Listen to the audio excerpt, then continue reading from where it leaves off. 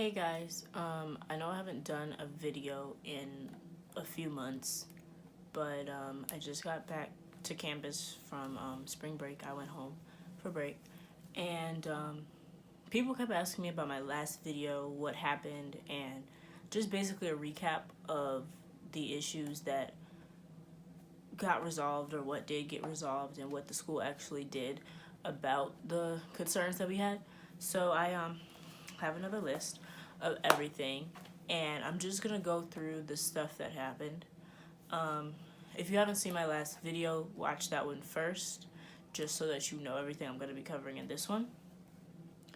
So after all of the issues that I covered in my first video, the water, the mold, the news, and all of that, we conducted a protest. My roommate and I started it, and it started out just going to be a protest for the people that live in this building.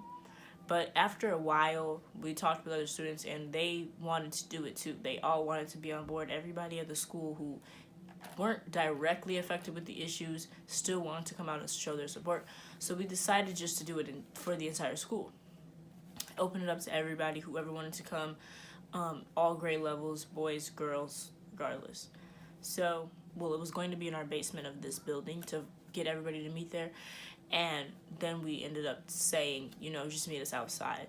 So with that, there was news people that I previously contacted before the protest was actually, while we were still planning it, basically. And they actually did show up. They could not get all the way on campus, so when we were walking around near the front of campus, that's where we kind of saw the news people.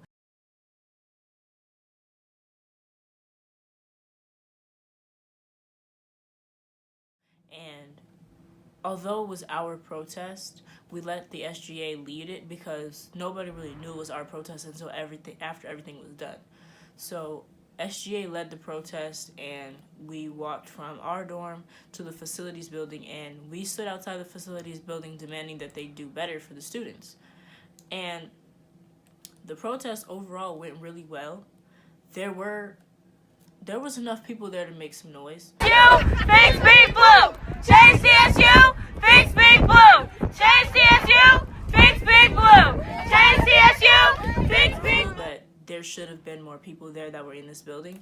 More people that were affected didn't actually come out, but that did not surprise me at all because that same day of the protest, the water was fixed. Of course, miraculously, as soon as they knew that we were doing a protest, the water was on. And on top of that, they came for me and my roommate specifically and told us, like, oh, you guys are not doing a protest, you can't do this, you can't do that. And I took that more of a challenge because you cannot tell me what I can and can't say. You cannot tell me what I can and can't do as long as I'm not breaking any rules, breaking any laws. And it's my right to protest for things that I think I need to protest about. So after the protest, we marched to the front of, if you know our campus a little bit, there's this front circle, parking circle, and there's grass there, and we all stood in the grass, and we took turns on the megaphone just basically giving our own testimonies. And I feel like the testimonies that were given the day of the protest really, really drove home the issues. And I do have some videos, and I hope that I can find them so I can put them in here.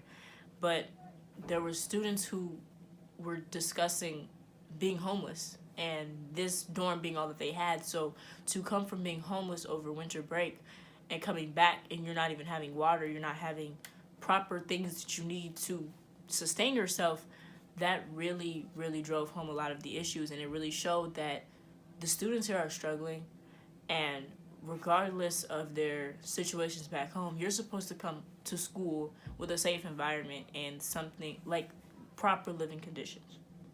So on top of that, a lot of people were crying from people's testimonies. People stood up there and they said, I have a single parent and she's sending me to school here. She doesn't have money for this. She's spending her last on this school and you guys don't even have water for me.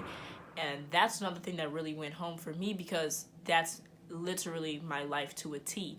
My mom she cannot afford to send me here. already as it is, and let alone to send me somewhere that doesn't have water, let alone send me somewhere where I passed out over mold, and send me somewhere that has rats, rodents, things crawling in it. And for me, her testimony combined with the girl stating her homelessness and all of her other personal situations, those two were about the two driving forces to get some people who were standing on the outskirts to come in and to stand with us in solidarity and say, like, these are actual issues. These girls are actually going through a lot. And while I'm still on the topic of the protest, we actually received so much backlash regarding it. And basically, people were telling us don't do it before it even occurred. And even afterwards, somebody asked about why was SGA leading the protest when I thought it was Girls in Wilson who started it. This was on Twitter, and I said, yes, it was me who started it. And that is where everything hit the fan. That is where everybody came for me personally, saying, oh, you shouldn't have done this. Oh, why did you do that? Oh, you called the news. You did this. I did. I sure did.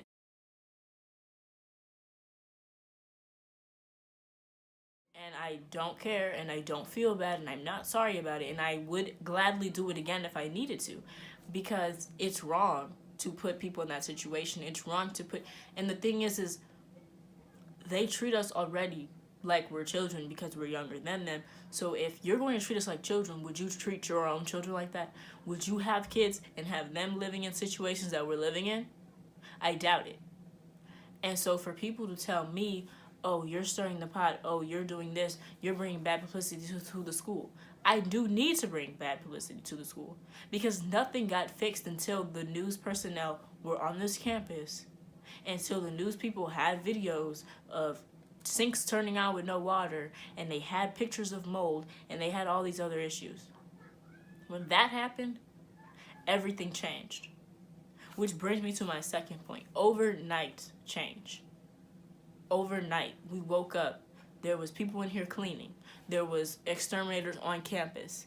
There was new shower curtains and new shower heads in the bathroom. Why do I have to go out of my way to contact all these people, to contact the health department, to contact different channels of news, not even just one, but multiple news channels, and tell them the things that are going on at my school in order for my school to do what is right? And people keep on coming for me, like I said, saying, you know, I'm an alumni, and I thought that was disrespectful. I don't care. I don't care. It wasn't a lot of people from the school who came for me personally. There were some upperclassmen who did online, and I shut that down immediately because they're not going through what we're going through. And unless you're living in this building firsthand, you cannot tell a single girl in here who had to live and go without water, proper water, for 2 weeks that, oh, this is fine. Oh, you're just overreacting. I'm not overreacting about anything. You're underreacting. You should be upset because you were just in this dorm last year. You were just in this dorm 2 years ago. You have cousins, you have sisters who want to live in this dorm next year because they want to go to this school. So would you be okay with that? Would you be okay if your niece, if your sister, if your cousin was going through the same stuff? I highly doubt it. And you wouldn't be telling them, oh, it's fine, just wait. They're going to fix it, it's fine. Don't call the news, it's fine. It's not fine. And for the people who did come out and support it, those are the people who I knew actually have a backbone and they actually know how to use their voice. And this school, if you're talking about staff to student ratio, we obviously outnumber them. And that's what I was trying to get people to understand. They need us at this school in order to even keep their jobs. So we cannot sit in silence, especially as black students on an HBCU campus. This is what our school was even founded for. We couldn't even go to other schools. And now you want me to be complacent in the situations that is happening at our school, and I'm not going to do that. And my roommate didn't want to be put on blast as somebody who started the protest because she didn't want to get in trouble and all of that. And I don't care, like I said before, I'm a political science major for a reason. I want to stir the pot. I want to change things in the country. And if I cannot change stuff in the country, if I'm sitting here in a dorm at 18 and 19 years old and I can't get anything changed, I will. And I did. Not myself, of course, but we did start that, and we got some of the momentum going for the things to happen. The third thing was what happened after the protest. So after the protest, besides all of the repairs and all of that stuff that they actually came out and did, which was actually very timely, and I do commend the school for actually, doing that on time, we had a town hall meeting on campus, and that is when our president came and discuss some issues that we had. Everybody had an opportunity to write their stuff down, and she would discuss it with you, and she would tell us, oh, you guys have issues with the washers and dryers. Well, I ordered some new ones, which they have been installed since the last video. It took a few weeks, but the new washers and dryers are in this building now, and people just came in there to voice their concerns. So she ended up giving us $110 on our IDs to use for food and stuff that we can buy on campus. And then she also gave us a $50 gift card. That was for all the women who lived in this building during the water situation. So that was kind of where we were all grateful that we got something out of it, but it was just the fact that we didn't know if that was really worth it. Like, people were trying, my mother especially was trying to get some of that tuition that we paid towards housing taken off of our account. Not the entire thing, but just subtract those 2 weeks basically, where we didn't properly live in this building. So they obviously did not want to do that, so they wanted to go the easier route and give us money that we have to spend at the school. But either way, they finally did something, and I have to say, something actually did happen regarding that situation. This came from an alumni. A lot of these issues stem from the leadership of our school. And that's obvious, no matter where you're at. If something's happening, it's the person who's in charge, who's supposed to be responsible for that. And our president doesn't do anything that she's supposed to do besides smile and grin and be the face of the school. And that is why I actually have no respect for her at all, because she doesn't care about the students.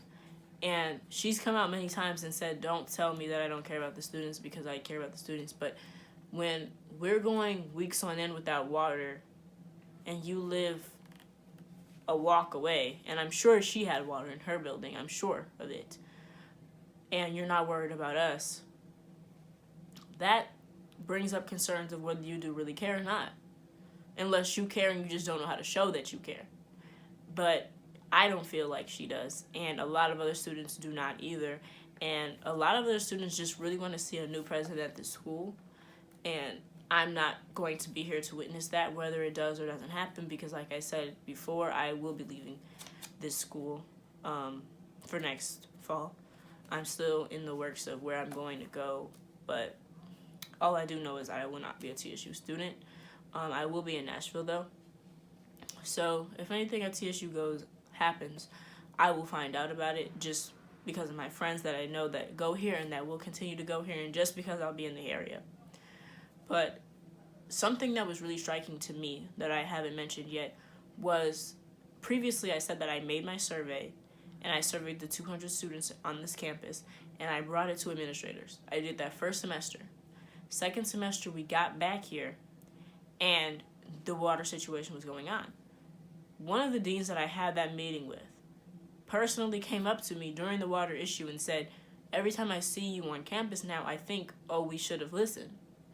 And that right there shows the complacency and shows the attitudes that the students, that the staff has towards the students' concerns. And I don't believe that they were blatantly ignoring everything that I had to say and overlooking it, but it's one thing when students are coming to you, especially new students who are out of state, who knew nothing about this school before they got there, are coming to you personally with a long list, a detailed list. I had packets for everybody in the room. And they were not small packets, they were at least 7 pages long. With packets of information telling you what is wrong with your school, what is wrong with your staff members, what can and cannot be fixed, what should be fixed. And you're not doing any of that, that's a problem. We wait a few months and then we see that things are getting worse because you did not listen to me beforehand.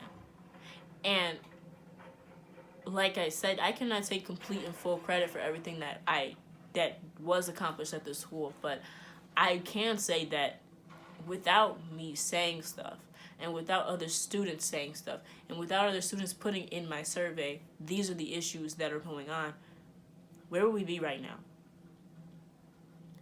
I mean, I'm sure we would have water by now, but as far as a school as a whole, what changes would have actually been solved? I'm going to go ahead and guess none, or very minimal, because once the SGA got on board with the protest, and once a lot of other students got on board with the movement as a whole, a lot of things changed. Like I said, overnight. 24-hour, complete, 360, all of that. So it was just really, really striking to me because I just feel like that right there, and this has been happening at other institutions as well. I'm sure if you're involved, at least on Twitter, with other HBCU students, you will see that there's a lot of other HBCUs that are having this issue. And there are other students like me who said, we tried to tell you guys this stuff a long time ago. For me, I've only been at the school for 1 year, so I've only been trying to tell you for a few months. And what about the other students? I'm sure there's other students on this campus who are like me, who spoke out about things and nothing happened. And then now they're reaping the benefits of all of the issues that they personally caused on their own. It is their fault because we tried to help you out. We tried to give you free advice. They pay people. They pay people to tell them what is wrong with the school so that they can fix it. That is somebody's job. And I'm giving you free information for you to fix my school because I really wanted to stay here. I wanted to like TSU.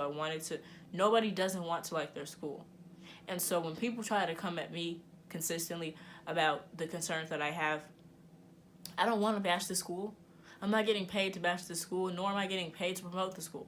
So that is why I'm being completely honest with people, especially on the internet, because when I was planning to come here, there was not a lot of stuff on YouTube about TSU. There was not a lot of information about the issues that are going on here. It was just personal things. There were people saying they had issues with financial aid, but that's going to happen at any school, especially at an HBCU.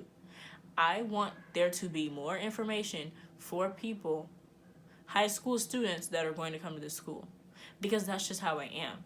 And I really need for people to see that there is an importance in getting this kinds of information out to other people, because I didn't have any of that information. And had I seen this last March, I might have made a different decision on my school. But everything happens for a reason, and I feel like I was properly placed here in order for these sort of things to happen. In order to go through something and be able to speak up about it and be able to say, like, this is not supposed to be going on, and I don't want me and other students to have to go through these things. And I see a lot of people coming here on tours, and it really saddens me because you think that you're going to be getting into something good, and I know they're not. And I know they're not getting into anything proper, and they're not going to be going to the proper school for them because they're going to be upset. They're going to be just as upset as I am. Now, yes, there are some freshmen who live here who moved in when I moved in, and they actually enjoy the school. They do bring up the fact, okay, these are the issues, here's this, but I actually like the school. And everybody's entitled to their own opinion, but I cannot afford to pay $30,000 to not get $30,000 worth of an education, $30,000 worth of housing. So, like, I really hope that people watch these videos and they're actually concerned, or they are actually overwhelmed with the information that I brought to the table. And I don't want to tell anybody not to go here. I don't want to tell anybody not to do anything that they want to do. But like I said, You have to be objective about things, and you have to say, okay, I can deal with this, but I really can't deal with that. The water thing, who knows if that's going to happen again. Yeah, they are building other dorms. Yes, they are working on other housing, things to better the school. And that is one thing I can say. Stirring all of this stuff up, they're actually doing their job now. It's unfortunate that we had to go through all of that for them to do the job that they've been getting paid to do. But we just have to be grateful that it's happening now. So, as far as all of that goes, that's all I have to say about the situation. Personally, I've been visiting other schools in the area. All but one of them have been PWIs, and it's really going to pain me to have to leave an HBCU and go to a PWI, because that's the only reason why I really came down here. Yeah, I've said before I wanted to get away from home, but an HBCU had always seemed like something that I would like, and the people here are okay. I've made a lot of good friends in this short while that I've been here, but academically, it's not working out. The housing's not working out. Nothing that has to do with the school itself is working out. As far as the school goes, besides friends, besides meeting people, besides the experiences that I've gotten, there's nothing that's really stuck out to me at this school besides it being an HBCU. And I'm still currently looking at another HBCU, but for me, it really just boils down to me living off campus. So, yes, I don't know where I'm going, but it's all up in the air, and I will keep you guys posted on it. I'm going to try to do better about these videos, because I know I take forever, and I know I slack off on it, and school is it's winding down. Spring break is over. We get out of school soon, so expect some more videos from me, and hopefully I can do better about it. Like I said the last time, please leave any questions, comments, concerns in the comments, or my email, which will be in the description box. So I want to help anybody who needs any help. Any questions, I can answer them. So thank you for watching.